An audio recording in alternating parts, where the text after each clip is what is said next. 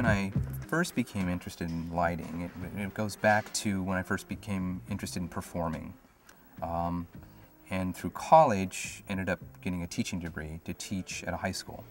And I taught acting and directed, and from there kind of evolved into design, which is where I'm now.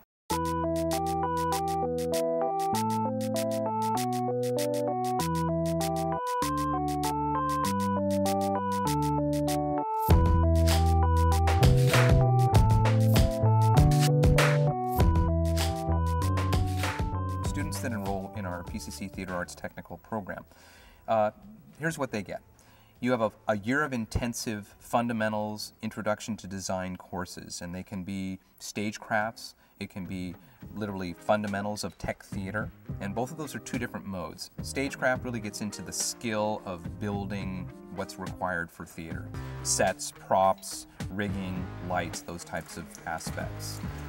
The fundamentals goes more into the running crew, where those people that are running the show, whether they are a follow spot operator, a stage manager, a light board operator, crew on stage that have to shift or move things around. I specialize in design, so lighting design and scenic design would be the secondary tiers where you would go into, and all of those require hands-on participation.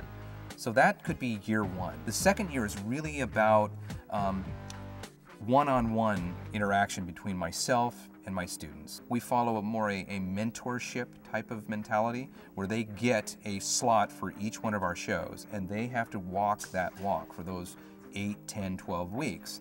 And I'm more there to help them fail well, because they're allowed to make mistakes in this arena. But we just allow them to do that in a manner which is not detrimental to the production, but also gives them the freedom to make the choices they have to make. I think in theater, because it's such a collaborative medium, there's always a sense of, am I listening enough? Am I saying enough? It's really that dance that we do. Theater has many inherent dangers, and one of them is because we have heavy equipment that hangs over your head. So areas like catwalks, the rail, the lights that you see behind me, all of those go up and down. And because of that, we have a dangerous situation. If they come down and they're not weighted properly, it could basically crash into the ground or anything that's in its way. So we do take that really seriously when we train our students in counterbalancing the rail, in operating the equipment safely, alerting their colleagues when they're moving things, and for our colleagues to then let them know that they hear them. So those are all ways in which we instill that safety.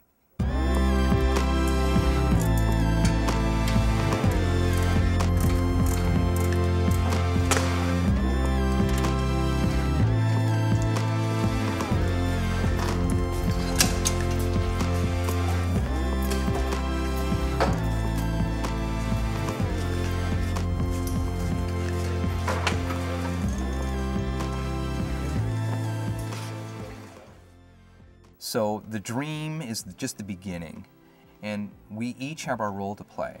So a show that's 12 weeks from now, we're already starting to plan. And so the dream has begun on the next show already, as this one has 3 weeks yet to go, and it will become a real show. It will have its life. We'll have 6 performances, and at the last curtain of that 6th performance, it all comes down, and we tear it all apart, and it all goes away. And that family that we've made, we all walk away from each other. So this is a time-based art. And at the last curtain, that art form will be over. And I think the most important thing is to remember that we do this not for ourselves, but we do it for the audience. Because without the audience, we're just a rehearsal that's going on and on and on. So we need them to make it a performance.